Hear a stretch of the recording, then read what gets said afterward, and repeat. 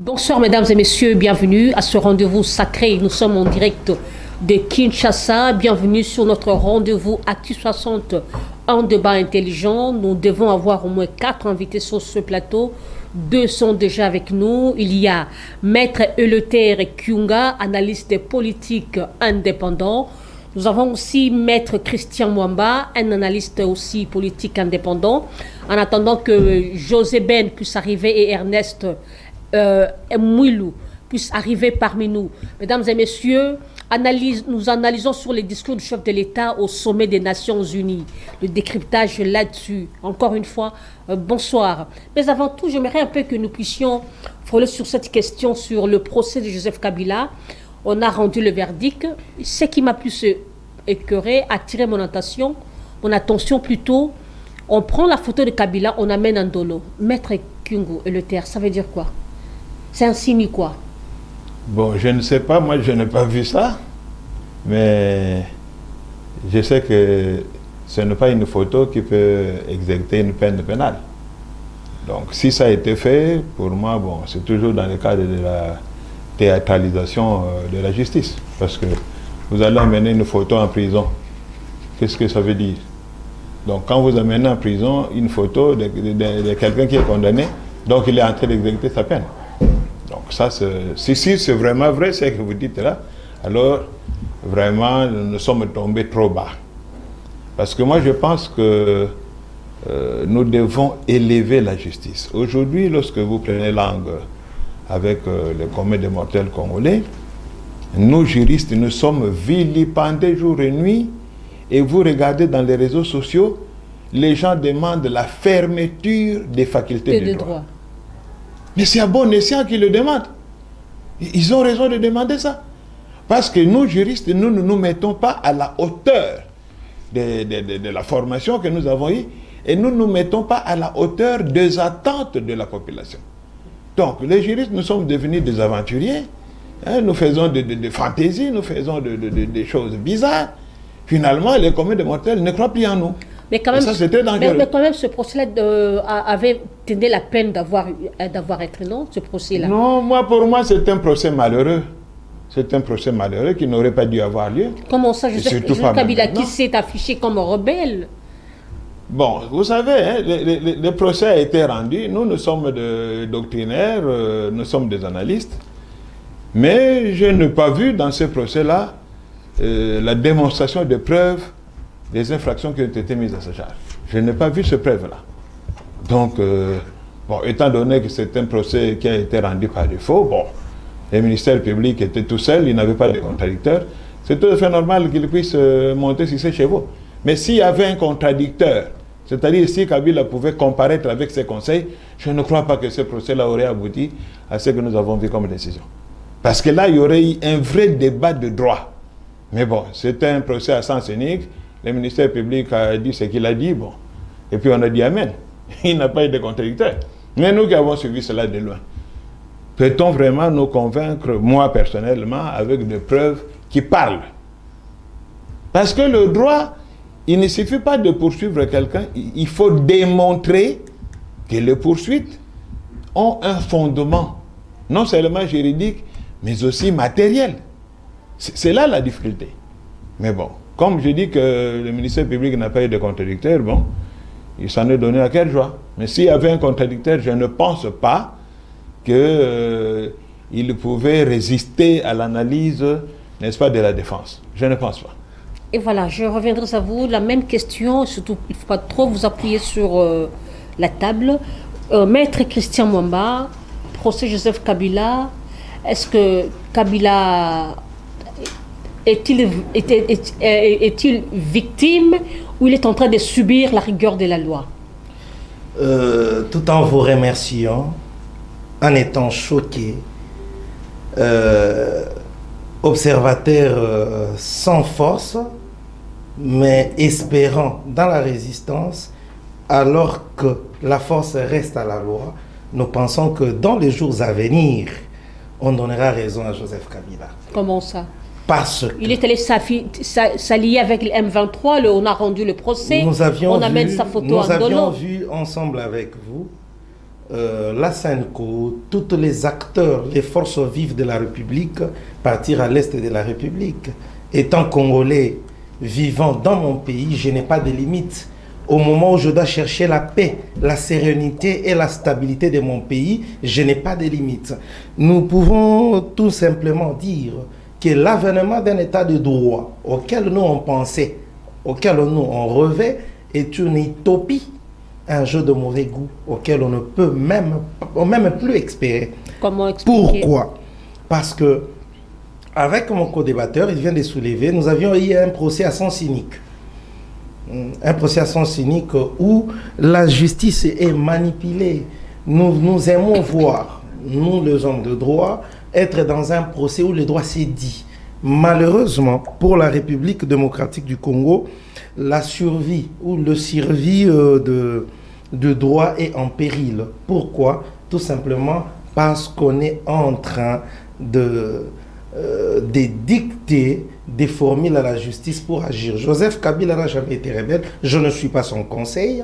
Joseph Kabila n'a jamais été rebelle. À ce que je sache, Joseph Kabila a proposé, étant dans un silence qui a pris beaucoup de temps, le silence qui lui a été obligé pour le respect d'un sénateur à vie, parce qu'il y a certaines choses, certains préalables auxquels il devait observer pour rester calme. Il a observé. Si vous voyez Joseph Kabila sortir de son silence, c'est parce qu'il a constaté beaucoup de choses qui ne vont pas dans le sens des sacrifices qu'il a consentis pour remettre le pays dans le rail. J'espère que je suis en train de me faire comprendre. Joseph Kabila, aujourd'hui, est victime de tout ce qui est en train de se dire. Chercher à donner, par exemple, les 12 recommandations. Je suis, de mon propre avis, que c'est le chemin sacro-saint par lequel la RDC doit passer pour trouver la paix qui est déjà perdue. Et pendant cette émission, nous allons essayer de vous montrer l'importance de la sortie médiatique de Joseph Kabila et pourquoi il est sorti par l'autre côté. C'est pour dire tout simplement que le Congo reste indivisible. Joseph Kabila se bat pour ça. Il est victime de tout ce qui se passe en Ndolo et autres. Ce sont des mécanismes de politisation de la justice que lui a combattu à son temps. Je commence la même question sur l'analyse du discours du chef de l'État des Nations Unies. Je commence avec vous. J'aimerais savoir comment vous avez, à quel état d'esprit avez-vous reçu le discours du chef de l'État? C'est le 48e sommet, hein? 48e, 49e sommet des Nations Unies. 79e. 79e. Ok. Oui. Nous avions suivi les chefs de l'État, nous avions soutenu beaucoup de choses qu'il a dit, mais étant Congolais, nous avions des choses que nous devions appuyer. Nous ne sommes pas là pour comparer Joseph Kabila et le président Félix Tshisekedi, lui qui est le garant de la nation, mais en comparant les deux discours, le dernier discours de Joseph Kabila et le discours actuel du président Félix Tshisekedi, vous allez voir que je veux préférer l'école de Joseph Kabila. Comment? Joseph Kabila a dit ceci à son dernier discours.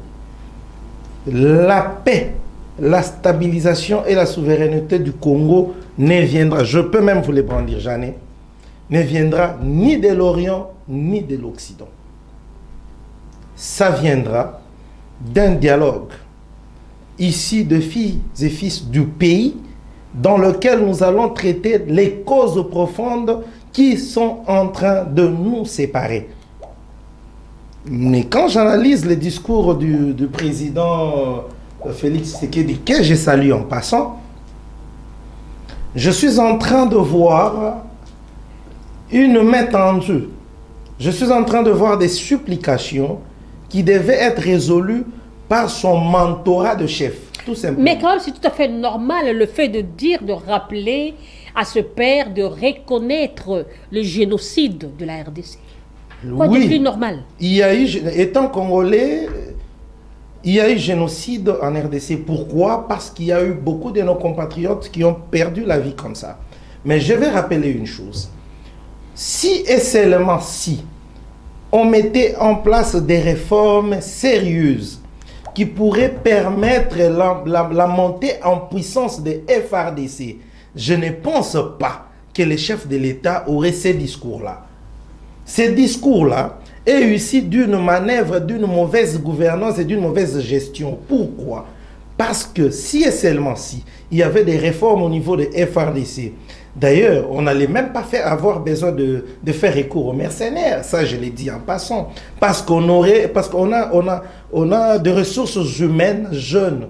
On peut former des militaires ici chez nous et on n'aura pas besoin d'un Pakistanais, d'un Français pour venir assurer l'intégrité de notre territoire. Non.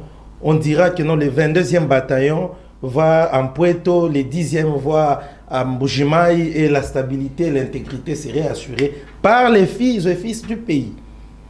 Donc, je donne encore une fois raison à Joseph Kabila qui a parlé de traiter les causes profondes de la République entre filles et fils du pays afin de dégager une solution qui doit donner la souveraineté à notre pays. Donc, je suis en train de voir un peu de gauche des discours où on va rappeler à tout moment aux Nations Unies à chercher leur solidarité alors que nous restons impuissants face à ce qui nous arrive. Ils sont là comme des observateurs, ils ne nous aident pas. Accepter à ce qu'on puisse dire. Selon vous, qu'est-ce que vous aviez voulu que Félix puisse dire? Quel serait son message phare face aux Nations Unies? J'ai retenu quelque chose que le président a dit. Là. Il a dit la RDC doit obtenir la paix durable et non éphémère. Sans cette paix, il y aura une justice et une réparation. Il a dit deux mots. Nous ne serons pas le témoin, mais le premier artisan de la justice. Vous savez ce que ça veut dire? Ça veut dire tout simplement que tout ce que j'utilise comme diplomatie, c'est juste en attente. Le jour où le Congo sera fort, je vais faire autrement. C'est ce que moi j'ai eu analysé. Ça veut dire que le chef de l'État reconnaît que la RDC n'est pas encore prêt aujourd'hui pour aller au front.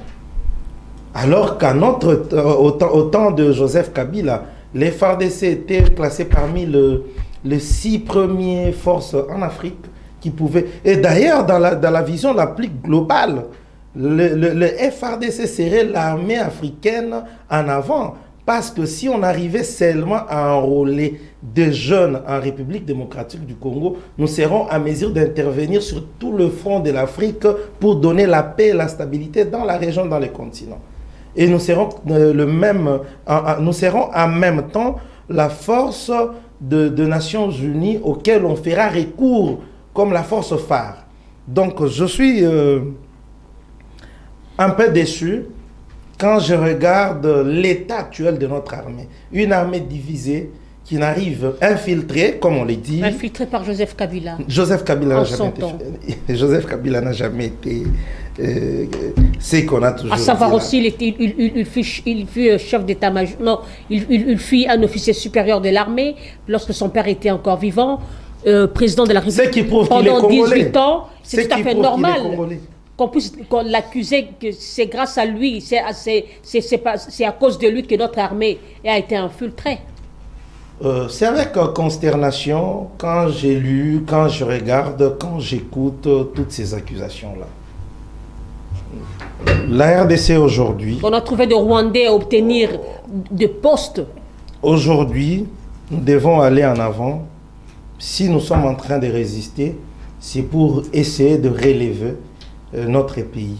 Notre pays, nos institutions sont tombées trop bas. Nous sommes en train de vivre des scénettes, des scénarios qui sont inadmissibles dans le respect ne serait-ce que de la vie humaine. Aujourd'hui, nous sommes au moment, si et seulement si Joseph Kabila est ce qu'on est en train de dire, qu'on nous le prouve aujourd'hui. Qu'on nous le prouve, Joseph Kabila a fait ceci, il a fait cela, et il a infiltré, il a fait cela.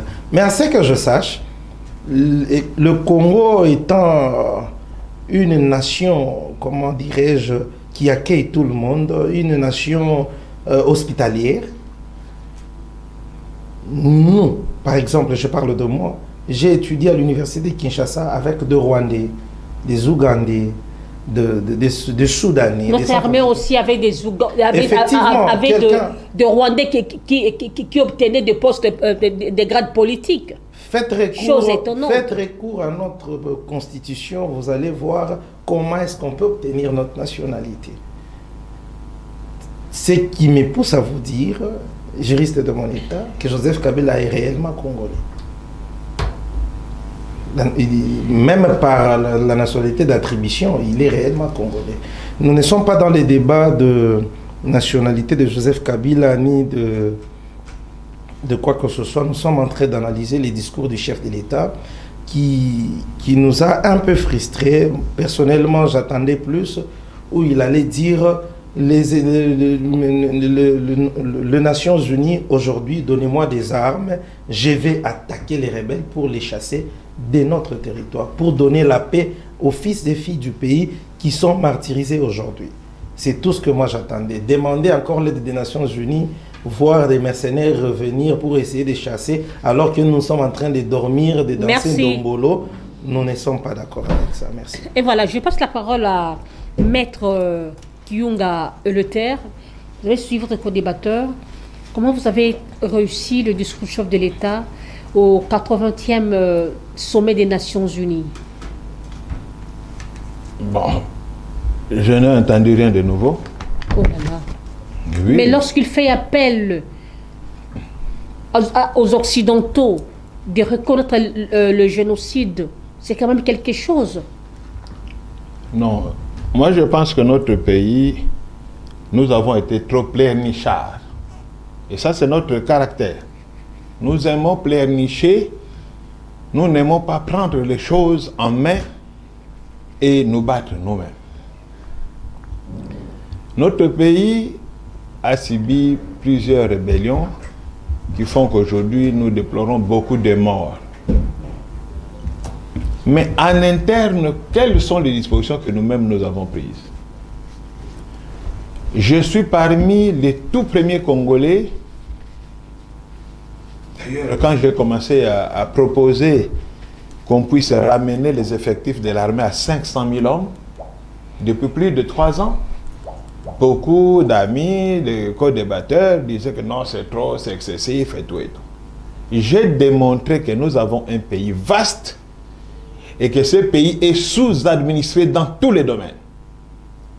Vous allez dans les domaines de la magistrature, il y a un déficit de magistrats, à tel point que nous qui faisons même l'intérieur du pays, nous arrivons dans certaines juridictions, vous avez un seul juge qui ne sait pas siéger parce qu'il n'a pas d'autres collègues. Vous avez, il y a eu même à un certain moment, tout près de Kinshasa ici, au Kwango à Kenge, où le progrès général, près de la cour d'appel du Kwango, était tout seul comme magistrat. Il devait travailler avec les OPJ, tout ça, des choses pareilles. Donc le pays est sous-administré dans tous les domaines. Nous avons un déficit d'effectifs de la police, un déficit d'effectifs de l'armée, un déficit d'effectifs de fonctionnaires dans tous les domaines, s'il vous plaît. Alors, que devons-nous faire, nous, Congolais? D'abord, nous prendre en charge et aujourd'hui, on déplore le chômage. Mais il y a beaucoup de postes qui ne demandent qu'à être comblés. J'avais proposé qu'on puisse ramener les effectifs de notre armée à 500 000 hommes. Bon, heureusement, j'ai été suivi parce que lorsqu'on a promulgué la loi de programmation militaire, il y a, je crois, 1 année et demie ou 2 ans, on a pris, n'est-ce pas, cette proposition-là et on l'a mise dans le texte pour qu'on ait 500 000 hommes de troupes. Parce que le pays doit être bien cadré. Pourquoi de temps en temps vous entendez que dans les Kayemba là-bas, l'armée angolaise est rentrée, au Katanga là-bas, l'armée tanzanienne ou l'armée zambienne est rentrée? Parce que vous pouvez faire des pans entiers sur notre territoire, 200-300 km, vous ne rencontrez aucun policier, aucun militaire. Donc nous avons effectivement un problème. Alors aujourd'hui, devons-nous compter à ces Occidentaux qui nous endorment jour et nuit? Mais j'ai l'impression que nous, Congolais, nous voulons faire sous-traiter notre sécurité aux étrangers. Et ça, ce n'est pas normal. Ces gens-là, non, ils ne viendront, je l'ai dit avant même la signature des accords là de Washington et de Doha. Je l'ai dit 2 ou 3 semaines avant la signature, j'ai dit, il n'y aura rien. Je l'ai dit, bon, les gens ne m'ont pas cru, comme toujours, comme il y a des gens qui font des analyses de courte durée.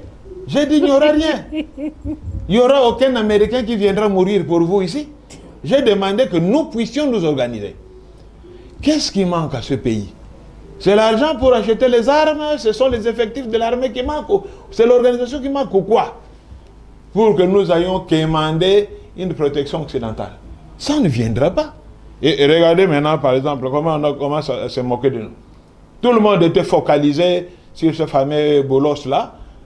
Maintenant, qu'il a fait un discours qui a décidé... ceux qui pensaient que les Américains viendront mourir pour nous, maintenant on les traite de Rwandais. Ah, Bolos, Rwandais. Non, c'est nous qui avons été naïfs. Parce que vous pensez qu'un occidental, il peut comme ça se livrer chez vous. Ces gens-là, ce sont des capitalistes. Ils ne voient que leurs intérêts. Ils ne viendront jamais mourir pour vous. Même ce Donald Trump là, sur qui vous reposez vos espoirs. Mais c'est un homme d'affaires, c'est un commerçant.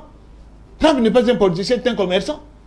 Tout ce qu'il fait pour lui, c'est le lucre, l'intérêt. Vous voyez comment il fonctionne dès qu'il y a des problèmes. Mais apparemment, M. Leterre, tous les efforts que fournissent les chefs de l'État, la diplomatie, vous ne voyez pas ça. Mais moi, je n'ai pas besoin de voir ce qu'on fait comme voyage et tout ça. J'ai besoin de voir le résultat. Depuis qu'on a été à Doha et aux États-Unis, qu'est-ce qui a changé à l'Est? C'est ça le problème. Est-ce que le fait d'aller à Doha et aux États-Unis, ça a amené une amélioration de mes frères de l'Est là-bas? Ils ont cessé de mourir. Encore qu'aujourd'hui, on est dans une confusion. Je ne sais pas qu'est-ce que nous voulons. Je suis en train de le dire depuis 3, 4, 5 mois. Je dis, je ne sais pas qu'est-ce que le Congolais veut. Nous parlons dialogue. Nous parlons réconciliation. Nous parlons cohésion nationale. Et en même temps, on déclenche des poursuites contre les membres de l'opposition avec qui on doit dialoguer. Mais il n'y a pas de réconciliation. Est-ce qu'on veut concilier? Il n'y a pas de réconciliation sans justice, non? Mais la justice, j'ai toujours dit que la justice doit être juste. C'est ça le problème. Vous savez, quand on a poursuivi Constant Mutamba, vous savez pourquoi une bonne frange de la population soutenait Mutamba? Ce n'est pas nécessairement parce que ces gens-là n'ont pas cru aux infractions mises à sa charge, mais parce qu'ils ont constaté qu'il y a 2 poids, 2 mesures. Il y a des gens qui ont fait pire que Mutamba, qui ne sont pas poursuivis, qui se promènent allègrement ici. C'est ça le problème. Lorsque la population sent que la justice ne fonctionne pas à bon escient, que certains peuvent être poursuivis avec facilité et que d'autres sont protégés, les gens réagissent. C'est pourquoi vous avez vu ce soutien à Mutamba. C'est ça le problème. Si nous voulons être justes, alors soyons justes jusqu'au bout. Mais il ne faut pas qu'on puisse choisir que la justice ne soit prompte à poursuivre certaines personnes et d'autres non. Bon, maintenant, aujourd'hui, là, avec le procès Kabila, je me pose beaucoup de questions. Essayons de raisonner à haute voix. Aujourd'hui, nous cherchons la cohésion nationale, nous cherchons le dialogue. Le gouvernement congolais est en train de négocier avec l'AFC M23 à Doha. Alors, on me dit que le patron du M23, AFC M23, c'est Joseph Kabila Kabange. Vous condamnez le patron de AFC M23 à la peine capitale. Mais vous négociez avec ses lieutenants. Bon, maintenant, suivons ces raisonnements-là, si vraiment nous sommes logiques. Si réellement les gens qui négocient à Doha sont les émissaires de Kabila, quand vous condamnez leur chef, quelle est la réaction? Donc le chef peut dire, bon, comme ils m'ont condamné, retirez-vous de ces négociations-là, on ne négocie plus. C'est ça la réalité. Si réellement, Kabila est le chef du M23, donc il peut donner des ordres à cette délégation, rentrez, j'ai été condamné, n'allez plus. Bon, est-ce que c'est ce que nous voulons? Comment vous négociez avec des gens pendant que vous connaissez leur patron, mais vous ne négociez pas avec les patrons?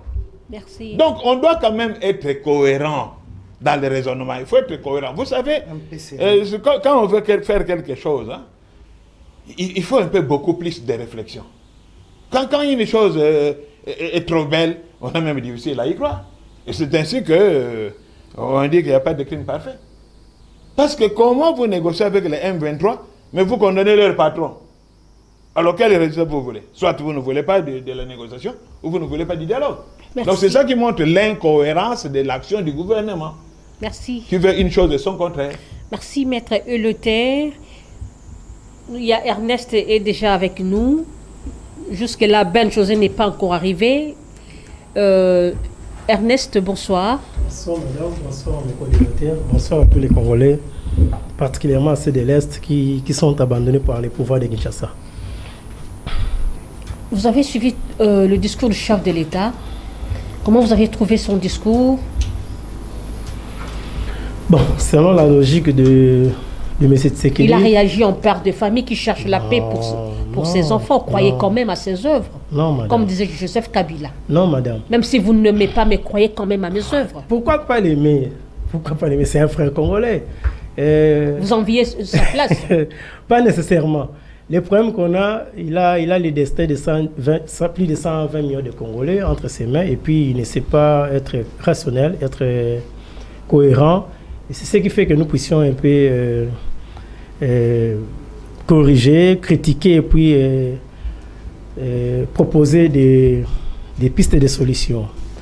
J'ai suivi religieusement mon co-débatteur, mon aîné qui est sur le même plateau avec moi. Je ne sais pas, il est de quelle obédience? C'est un analyste politique indépendant. Ok, félicitations pour des analystes très, très rationnelles et qui peuvent aider ce pays à avancer. Si seulement les autorités pouvaient prêter oreille à ce qu'il a essayé de parler sur votre plateau. M. Tshisekedi est allé se plaindre à New York, comme ça a toujours été dans ses habitudes. Ce que moi j'ai regretté dans son discours, lorsqu'il a insisté auprès de la communauté internationale, les Américains y compris les Européens, concernant l'accord de Washington, il a dit, je cite un texte ces mots, il dit « Si l'accord de Washington n'est pas respecté, donc si les Américains et les Européens ne font pas de leur mieux que cet accord soit respecté, appliqué à la lettre, le sang des innocents continuerait à couler à l'Est. » C'était vraiment un aveu d'échec et puis un abandon total par rapport à ses responsabilités comme chef de l'État, commandant suprême des forces armées de la République, de la police et des services de sécurité. Donc il a abandonné la population de l'Est. C'était une façon de nous dire que son gouvernement est dans l'incapacité totale de récupérer les territoires entre les mains du M23 AFC, de sécuriser les Congolais, et on entend que la communauté internationale puisse faire quelque chose pour nous. Alors moi je me demande pourquoi il est là, s'il peut encore se référer à son serment qu'il avait prêté à 2 reprises et tenir de tels propos devant tout le monde. C'était vraiment regrettable et je ne sais pas dans quel état d'esprit se trouvent nos compatriotes de l'Est par rapport aux propos tenus par M. Tshisekedi à l'ONU. Selon vous, de décider, vous avez voulu qu'il dise quoi? Quel serait son message phare? Il allait remercier la communauté internationale pour les efforts fournis au niveau de Doha et de Washington et leur demander de nous accompagner avec les processus de Kinshasa, que nous puissions nous parler. Parce qu'au-delà des différents... Et pourquoi vous insistez plus au dialogue? Parce que, madame, au-delà des différents... Nous connaissons les joueurs et leur jeu. Ça finit toujours par le partage de postes. Non, il y a un petit souci. Et par une transition qui entraînera le glissement du pouvoir. Il y a un petit souci et je pense que les Américains... Nous allons voir que l'opposition a donné le béquille à M. Félix Tshisekedi. C'est ça le grand problème aussi. Non, organiser le dialogue à l'interne n'est pas synonyme de prolonger les mandats présidentiels. Le problème, c'est quoi? J'ose croire que les Américains aussi l'ont compris, parce que lorsqu'ils nous demandent de négocier, et puis ils retardent toujours les sommets, les fameux sommets qui devaient se tenir entre le président Kagame, le président Tshisekedi et Donald Trump, c'est parce qu'il y a des problèmes à l'interne qui doivent être résolus. Surtout, et j'ai écouté mon aîné ici parler de la cohésion nationale, la cohabitation pacifique entre les communautés. C'est un vrai problème qui fait des morts aujourd'hui à l'Est. Et Kinshasa fait semblant de ne pas les reconnaître. Il y a un vrai problème de cohabitation, surtout ceux qui ont un faciès, c'est pas moi, nilotique, payent les prix à l'Est. alors qu'ils sont congolais, leurs ancêtres ont été sur le sol congolais il y a de cela 40, 50, 60 ans, avant même l'indépendance, mais ils sont marginalisés. Alors, c'est un problème qui concerne les Congolais et qui doit être traité par les Congolais. Si on demande un dialogue à l'interne, ce n'est pas pour prolonger les mandats de M. Tshisekedi, c'est que les Congolais puissent se parler. J'aimerais vous relancer par une question que je posais tout à l'heure à Maître Eleuther. Vous voulez le dialogue. Quand on parle du dialogue, on voit la réconciliation de tout un peuple. Mais il n'y a pas de réconciliation sans justice. Et vous, de décider, vous devez être content parce que Joseph Kabila, son procès avait eu lieu. Vous êtes parmi ceux de l'opposition d'hier qui a accusé Joseph Kabila d'être en fait, le grand mot de ce qui ronge le pays. Ce qui se passe à l'Est. Et quand même, vous devriez saluer cet acte de ce procès. Bon, on ne sait pas. Il est condamné à mort et sa photo est amenée en dolo. Et comme il a été condamné hier, aujourd'hui matin, les M23 a libéré les territoires occupés. Mais comment vous êtes content? Ce verdict nous a aidé à avancer sur quel plan? La question, c'est ça. C'est ça. Il a été condamné, lui qui est le patron du M23, selon les pouvoirs de Kinshasa. Et les matins, nous avons vu les M23 libérer les territoires occupés. Ce n'est pas ça le problème. Nous voulons qu'il y ait des procès équitables pour tout le monde. Mais pour ce qui s'est passé... Vous êtes devenu l'avocat des Kabila. Non, pour ce qui s'est passé, moi je pense qu'il y a... Non, ce n'est pas un changement. Nous voulons être rationnels. Parce que ce que nous faisons aujourd'hui a des répercussions pour la nation, pour 10, 15, 20, 30 ans. Hier, Kabila était votre bourreau. Mais aujourd'hui, vous prenez part de Kabila. Je ne prends pas part pour Kabila, madame. Mais je ne prends pas part pour Kabila. Oui. Mais je vous dis sincèrement qu'on veut qu'il y ait un procès équitable pour Kabila. C'est ce qu'on peut lui reprocher. Mais à cette période, nous osons croire que le mieux serait de privilégier d'abord les dialogues, la cohésion nationale, la voie pacifique pour régler les conflits à l'interne. Et on verra. Nous sommes une famille. Parce que nous sommes Congolais, nous sommes une famille. Et Kabila, c'est un fils de ce pays. Il est aussi de notre famille. Donc on doit chercher à... Kabila est congolais? Oui, il est congolais. Il est congolais. Vous ne pouvez pas dire aux gens... Il n'est plus rwandais ou tanzanien?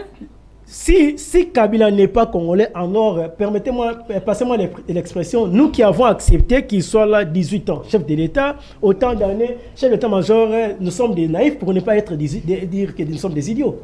Il ne faut pas chercher à se faire humilier, à se faire ridiculiser sur le plan international pour des histoires qui ne cadrent pas avec la raison. Kabila, c'est un Congolais, il a été chef d'État de ces pays pendant 18 ans. Et tous ceux qui disent aujourd'hui que Kabila n'est pas étranger étaient là, vivants. Ils peuvent dire à leurs enfants pourquoi ils ont laissé ce monsieur 18 ans d'Iran alors qu'ils savaient qu'il était étranger. Il y a ceux-là même qui ont été vice-présidents de ce monsieur. Ils ont géré avec Kabila 18 ans d'Iran, vice-président de la République. Et ils savaient que ce monsieur était rwandais, un étranger. Donc ce sont eux qui sont les plus mauvais par rapport à Kabila. Parce qu'ils connaissaient la vérité et ils nous ont caché cela pour leurs intérêts égoïstes. Nous, on ne défend pas Kabila. Mais nous pensons qu'au moment où nous nous trouvons, il faut privilégier les dialogues. Vous allez condamner Kabila. Et vous pensez que l'M23, si réellement Kabila est le patron du M23, comme disait mon aîné ici, il va accepter de se mettre autour d'une table et puis pacifier les pays. Parce que nous devons pacifier les pays. Nous devons parler le même langage, penser, reconstruire la nation, amener le développement pour nos populations. Il faut se mettre autour d'une table. Nous, on attendait que M. Tshisekedi puisse remercier la communauté internationale pour tous ces efforts réalisés à Doha et à Washington, qui concernent les Rwandais et les M23, et pour des causes endogènes, penser mettre tous les Congolais autour d'une table, Kabila y compris, 6 mois, qu'il soit là, pour que chacun nous dise pourquoi il est frustré, pourquoi il a pris les armes, pourquoi, et on va trouver des solutions entre Congolais. Ça a toujours été notre mode de vie, les dialogues, que dirais-je, l'arbre à palabre. Ça a toujours été notre quotidien. Nous vivons comme ça. Si Kabila un jour a accepté d'être sur une même table, avec Bemba, avec Roubert et les autres qui étaient des rebelles, pourquoi pas aujourd'hui et faire avancer les pays? Et voilà, Ronnie Manzila, nous avons besoin de toi. Je vais passer la parole à Maître Eleuther Kuyunga. Maître Eleuther, ce qui a amené le chef de l'État aux Nations Unies, c'est par rapport à cette question de l'Est. Aujourd'hui, nous constatons comme si nous tournons à rond. On a toujours dit au grand mot, grand remède. Que faire? Moi, je ne cesse de le dire, le seul remède pour retrouver la paix au Congo, c'est le dialogue. Il n'y a pas 36 solutions, c'est les dialogues. Mais il y a eu autant de dialogues. Tant qu'on va éviter ces dialogues-là, rien n'avancera. Ce n'est pas les arrangements avec les Américains qui vont changer les choses sur le terrain. Ça, c'est faux. Ça, c'est être naïf. Il faut dialoguer. Regardez. J'ai toujours dit une chose. Nous avons une crise multiforme et multisectorielle. Parce que il y a certains amis qui sont tellement fanatiques qui pensent que nous n'avons qu'une crise sécuritaire. C'est faux. Nous avons aussi une crise politique. Nous avons même une crise sociale. Et j'ai toujours posé une question. Concernant la crise sociale, il y a quand même le dollar. Oh. Le dollar Il ne faut même pas parler de ça, ça c'est des choses factices. Le dollar est qui t'a bon dit m'a rappelé bateau. Quand tu es venu ici dans ton transport, là, on a réduit le prix du transport. Ou bien hier, quand tu as fait le marché, tu as vu qu'il y a baisse de prix. Et attends, ça va remonter dans une ou deux semaines ici, vous verrez. Mais ce n'est pas la première fois. Ça fait quelque temps on a eu les mêmes phénomènes. On nous a volé nos dollars pendant 2 semaines, 3 semaines, à bas prix, et puis un moment, pouf, c'était reparti. N'oubliez pas. Donc, j'ai toujours dit ceci. Aujourd'hui, il y a plusieurs hommes politiques qui sont en exil. Ces gens qui sont allés en exil, est-ce qu'ils sont allés en exil du fait du M23? Non. Ils sont allés en exil du fait de divergences politiques avec le régime en place. Alors, aujourd'hui, même si nous gagnons militairement le M23, ceux qui sont en exil vont revenir? Ils ne reviendront pas. Donc, la crise n'est pas seulement sécuritaire, elle est aussi politique. Et c'est ainsi que M. Boulos, sur lequel nous pensions reposer nos espoirs, nous a rappelé que non, il faut d'abord que vous, Congolais, vous puissiez vous asseoir ensemble et chercher les causes profondes de cette crise. Les causes profondes, c'est ça qu'il faut chercher. Même cette crise sécuritaire à l'Est là. Il y a des causes profondes. Donc c'est par là qu'il faut commencer. Parce qu'il ne faut pas soigner les conséquences, mais il faut soigner les causes. Quand vous soignez les causes, les conséquences disparaissent. Mais quand vous restez sur les conséquences, eh bien, vous laissez la cause, rien ne marchera. C'est comme quelqu'un qui a un abcès. Au lieu de crever l'abcès et enlever le puits, lui, il met des sparadraps sur l'abcès. Il met des sparadraps sur l'abcès, il laisse le puits dedans. Et vous n'aurez jamais de solution. Vous aurez toujours des douleurs chaque jour. Et pour finir avec ça, il faut crever l'abcès, enlever le puits et vous pensez la plaie. Or, c'est ce que le Congolais vous venez de soulever une bonne question par rapport à ceux qui sont en exil. Un exemple concret, Jean-Jacques Mamba, un député national honoraire, il y a eu les élections juste quand je crois il n'avait pas réussi ou il a été invalidé, il s'en va en exil pour s'allier à Corneille Nangaa. Corneille Nangaa lui-même, ancien président de la CENI, et tout d'un coup, comme ça, lorsqu'on leur a ravi le carré minier, avant d'abord ça, il crée son parti politique et par après, il change de casquette, il s'en va à l'Est pour devenir rebelle. Dites-moi, ces genres de personnes, est-ce qu'ils ont-ils raison? Elles ont-elles raison, ces genres de personnes?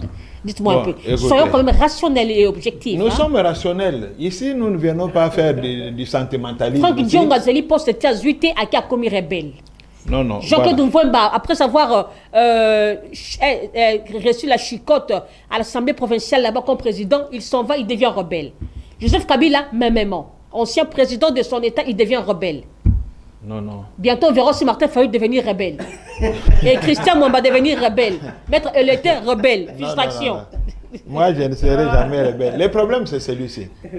Vous savez, quand on est dans une société, il faut savoir respecter les autres et surtout savoir tenir les engagements.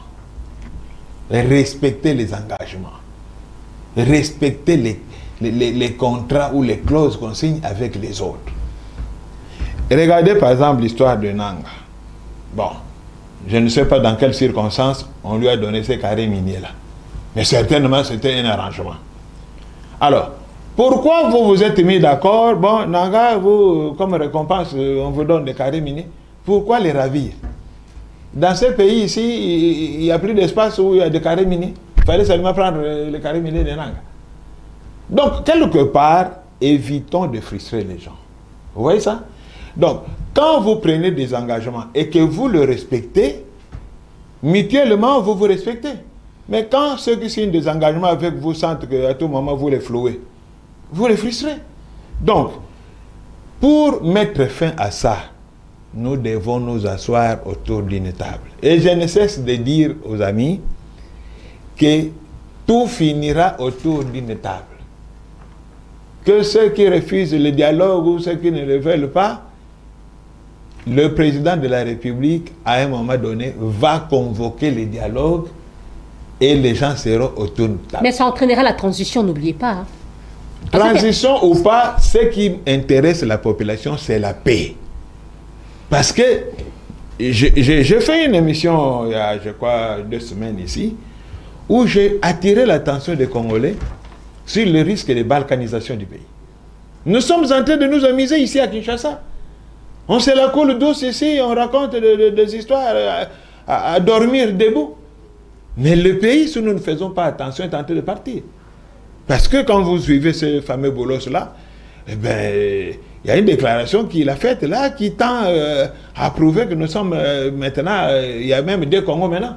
C'est très dangereux. Merci. Parce que regardez ce qui se passe à l'Est. Nos amis qui sont dans la rébellion là-bas, ils ont leur armée. L'armée, c'est un attribut de souveraineté d'un pays. Bien sûr. Ils ont leur police. Ils ont fait leur rentrée scolaire, qui n'avait pas été lancée par notre ministre. Maintenant, j'apprends qu'on a installé une banque là-bas.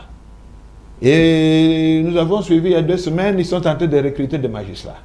Ces magistrats-là, les examens ou c'est pas moi feront des tests ou quoi, en tout cas, ils ne seront pas gérés par le Conseil supérieur de la magistrature qui se trouve à Kinshasa. Ce sont des attributs de souveraineté. Mais les Congolais sont tellement dans la distraction. J'ai toujours entendu na Congo ekoyate, biso ezamboke laka. Parce que comme nous sommes tous devenus des gens qui croient n'importe quoi, mboke laka. J'ai demandé qui vous a dit que le Congo est un mboke laka? Qui vous a dit ça? Parce que vous n'êtes pas chrétien, vous ne croyez pas en Dieu? Non, Dieu n'a jamais dit que le Congo est un mboke laka. Ça sont j'allais dire des charlatans qui racontent ça. Merci, maître. Pourquoi Dieu dirait que le Congo est un mboke laka, pas les autres pays là? La Yougoslavie aujourd'hui n'existe plus. Vous pensez que la Yougoslavie, il n'y avait pas de chrétiens là-bas? La Yougoslavie était disloquée. Aujourd'hui, ce pays-là est devenu Monténégro, Serbie et consorts. L'Éthiopie a été disloquée. L'Érythrée dont vous entendez parler, c'était le problème de l'Éthiopie. La Tchécoslovaquie, même Soudan du Nord et du Sud, tout près de nous.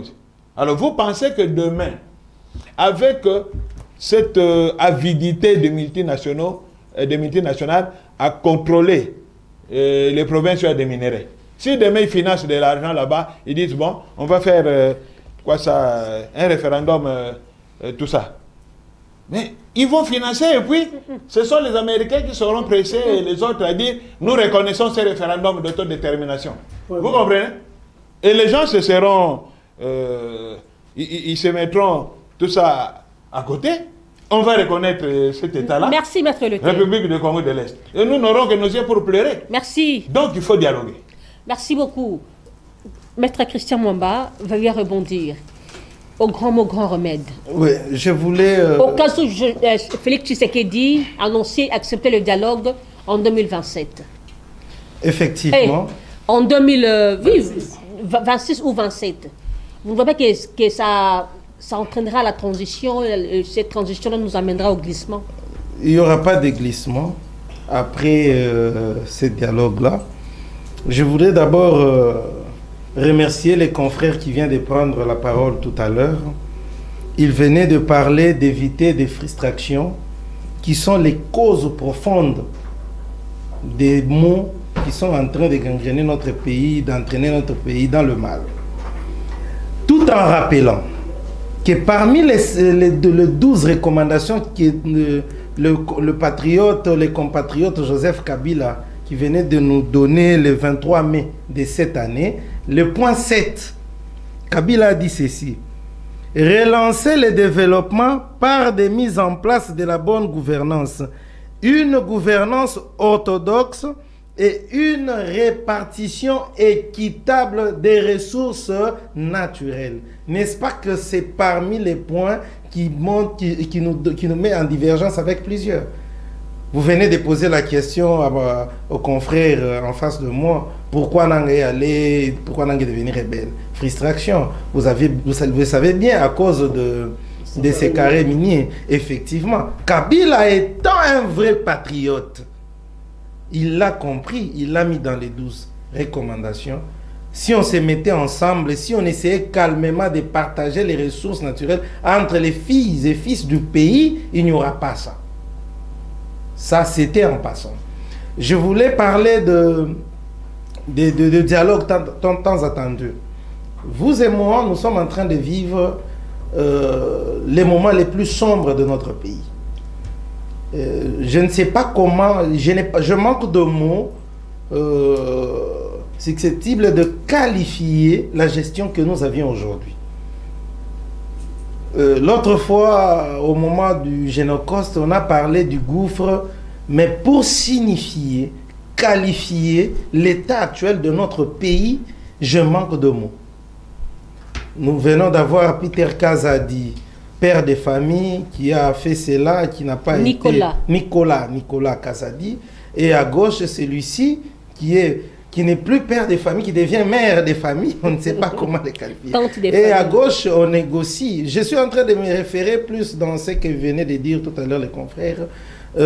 Par exemple, sur le dossier du procès Joseph Kabila.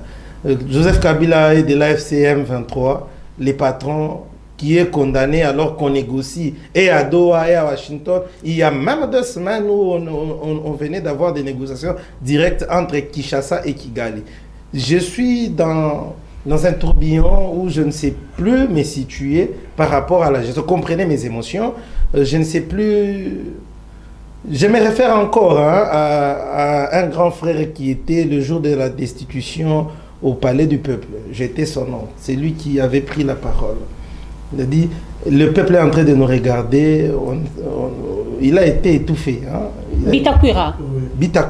Bitakwira voulait faire revenir nos députés à la raison pour leur dire stop, arrêtez, on est en train de nous regarder. Aujourd'hui, même le temple de la démocratie a perdu tout son sens par rapport au théâtre. Regardez pourquoi Kabila a demandé à ce qui est la bonne gouvernance. Regardez le départ de Janine Mabunda.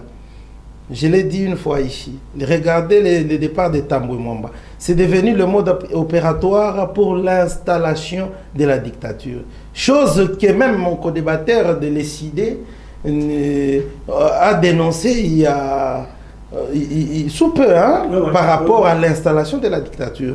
Sincèrement, nous sommes déçus à la gestion actuelle du pays parce qu'on croyait réellement à la lutte de Papa Étienne Tshisekedi, à l'instauration et à l'avènement d'un état de droit.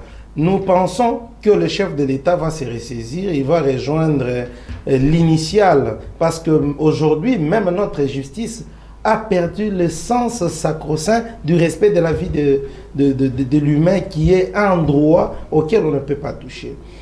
Tshisekedi finira par partir un jour ou l'autre, mais dans le respect des droits de la Constitution de notre pays. Il n'y aura pas de report, il n'y aura pas de glissement. Nous allons nous dire en face. Et le premier point, la première demande sera le départ d'abord du gouvernement qui ont montré ses limites et ses incapacités. Et puis les Congolais ensemble, nous allons décider sur l'avenir de notre pays. On n'a pas de pays. On a un seul pays que nous devons léguer à nos parents. Mes parents, faibles qu'ils sont aujourd'hui, nous avions des enfants auxquels nous devons laisser un pays entier. Comme l'a dit Mobutu, le Congo est indivisible, et comme a dit Joseph Kabila avant son départ, que je laisse aujourd'hui ces pays. Quand il a laissé ces pays, le pays était en entier avec son intégrité territoriale conservée et respectée. Merci. Ernest va y répondre. Que faire? Quelles sont les solutions? Il y a une Parce que jusqu'à présent, le dialogue n'est pas une option voulue par le pouvoir en place. Nous allons continuer à voir nos frères mourir. Que faire? Bon, j'ose croire, madame, c'est le seul camp qui refuse de comprendre. L'Union sacrée seule est restée dans sa logique de... C'est pas moi de reconquérir les territoires occupés, c'est pas moi par quel miracle, parce qu'il n'y a pas une armée, tout a été émietté par des nominations fantaisistes, des gens qui ont été à peine 2 ans, major, capitaine, aujourd'hui se retrouvent des généraux et qu'on envoie au front, ils sont les premiers à prendre la poudre des scampettes. Et puis, mais on voit toute une armée faire mourir un général au front, un gouverneur militaire de son État. Je ne sais pas par quelle tactique militaire ces généraux s'est retrouvé à la ligne de front et être criblé des balles. C'est vraiment, il n'y a jamais eu de lumière par rapport à sa mort, mais un jour la vérité sera éclatée au grand jour. Parce que moi je comprends très mal qu'un général puisse mourir comme ça au front et puis à ses côtés il n'y a pas eu vraiment assez de décès. Il était seul ou il était dans une promenade sur la ligne de front, on n'a jamais compris cela. Mais l'FCC, l'Union sacrée continue à garder sa position, des naïvetés je dirais, parce que même là où reposaient leurs espoirs, on leur a dit la vérité en face, il faut un dialogue à l'interne. Et quand il y a une dynamique à l'interne, on saura maintenant faire face à ceux qui nous attaquent de l'extérieur. Mais pourquoi les camps Tshisekedi refusent de dialoguer? D'abord, je prends les mots de mon co-débatteur, le non-respect des engagements, le non-respect des paroles données. M. Tshisekedi a des problèmes même au sein de l'Union sacrée avec ses alliés. Vous voyez, le départ des Caméré, ce n'est pas une bonne affaire. Ne pense pas que Caméré est parti tout joyeux. Non, c'est une crise au sein de l'Union sacrée. Même lorsque Bahati se retrouve deuxième vice-président du Sénat, il est là, parce qu'il doit être là. Ce sont donc des causes, des crises à l'interne au niveau de l'Union sacrée. Alors, M. Tshisekedi refuse d'être en face des Katumbi, à qui il a des différents, en face de Kabila, en face de Fayoulou, en face de Nanga. Donc, vous voyez tous ces gens-là, tu sais qu'il y a des problèmes avec eux.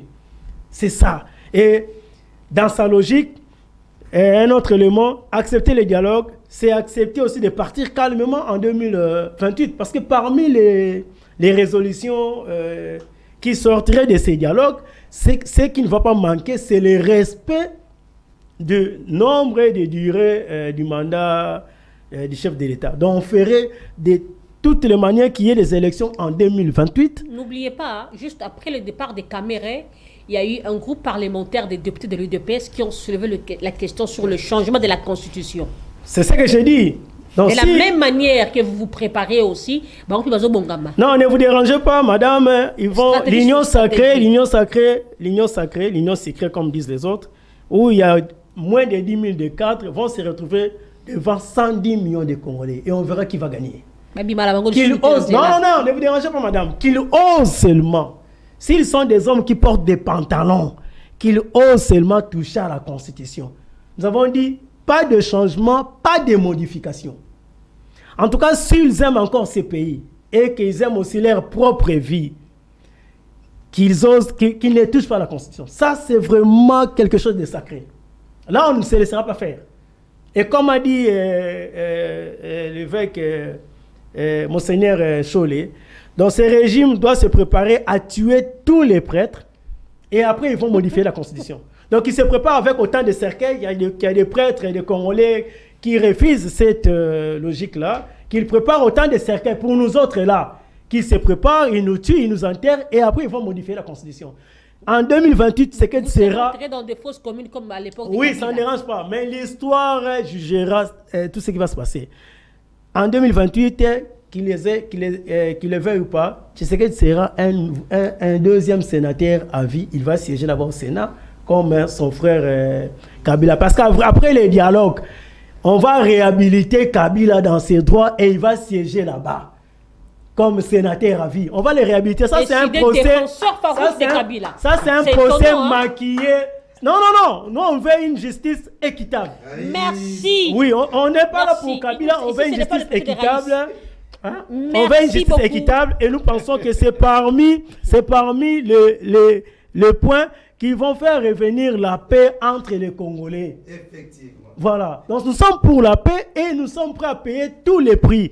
On va réhabiliter Kabila dans ses droits. Il revient comme sénateur à vie. C'est un patrimoine national, ça il ne faut pas l'oublier. Tshisekedi aussi va rejoindre. On aura 2 sénateurs à vie. C'est déjà un avantage pour la République. Il pourra être le vrai conseiller de celui qui va les remplacer en 2028. Merci beaucoup. Et voilà, je suis vraiment désolée. il y a ceux du pouvoir que nous avions invités, ils ont accepté notre invitation. Malheureusement, ils ne sont pas venus. Donc, ne tenez pas rigueur que opposition, parce que les Kinois aiment beaucoup parler, hein, surtout les Congolais. Et voilà, avant de donner la parole de clôture à chaque invité, j'aimerais d'abord lire ce communiqué nécrologique. Le parti politique PDLP et la famille biologique de M. Kapena ont la profonde douleur d'annoncer le décès de leur président national, survenu la semaine dernière suite à une longue et pénible maladie. Et voici le programme. Le vendredi 3 octobre, veillée mortuaire en la salle Kidas, dans la commune de Mongafula, à Remunongo. Et puis le lever du corps aura lieu aux cliniques universitaires, au campus de Kinshasa. Ainsi interviendra l'inhumation au cimetière des Mingadi. Mesdames et messieurs, la famille biologique Kinactu vous présente nos sincères condoléances. Président Théophile Kapena, vous étiez pour moi un frère, un invité de tout le temps. Lorsque j'étais à Saint-Bédigi et Africa Télévision, à chaque vous avez eu vos activités, Minouchka participait toujours. Je garde des bons souvenirs pour vous. Que l'Éternel vous reçoive dans sa félicité, paix à votre âme. Nzamba bondi samitema yalibota. Je donne la parole, le dernier mot à Maître Christian Mwamba. Veuillez clôturer. Je remercie l'ensemble de ceux qui sont en train de nous suivre. Nous ne passons pas ici pour perdre le temps, nous passons pour édifier, réveiller la conscience nationale afin de redresser les pentes de défaillance de la gestion de notre pays. Nous espérons demain un Congo meilleur avec des cadres qui sont encadrés, qui ont des armes à main pour défendre notre pays. De par l'ensemble de compagnons de Joseph Kabila, l'ASBEL, je les salue en passant. Là, il y a l'honorable Dunia Kilanga qui se donne corps et âme pour la formation des jeunes. On forme les jeunes sur le leadership, sur le nationalisme, le patriotisme, qui sont des valeurs, malheureusement aujourd'hui, bafouées par la classe dirigeante aujourd'hui. Je pense et j'espère à un Congo meilleur demain, ensemble. L'unité du Congo est le pilier non négociable. Pour l'unité du Congo, Mobutu a accepté de signer des pactes même avec les diables. Merci. Qui ne sera pas bafoué aujourd'hui par les pouvoirs en place. Je vous remercie. Ernest, mot de la fin. Les mots de la fin, je salue les amis des distingués de Fayoulou, dont je suis le coordonnateur national, de partout où ils sont. Et je demande à la classe dirigeante, les pouvoirs en place, de prendre ces sursauts patriotiques, d'accepter de se mettre autour d'une table avec tous les frères, tous les fils et filles de la République.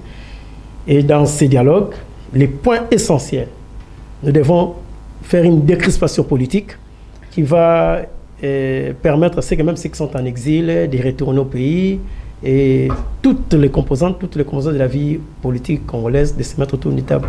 Penser nation, merci. Penser à ceux qui ont encore 2 ans, 5 ans, 10 ans, qui vont nous juger dans 30 ans. Merci beaucoup, Maître Eleuther, clôturé. Merci. Je vous remercie d'abord de cette invitation. C'est moi qui vous remercie de m'avoir honoré pour la première fois. Parce que c'est la première fois que je viens chez vous. J'espère que ça ne serait pas la dernière fois. Bon, je l'espère bien, moi aussi. Je remercie tous les téléspectateurs.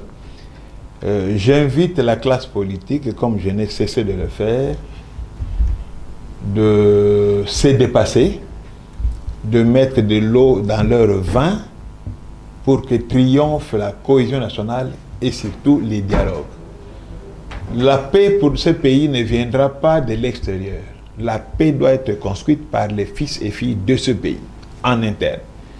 Donc c'est inutile de se regarder en chair de faïence. Nous sommes tous Congolais, nous aimons tous notre pays. Privilégions le principal ou l'essentiel et ne nous attardons pas à l'accessoire. Et voilà, mesdames et messieurs, c'est la fin de cet échange citoyen.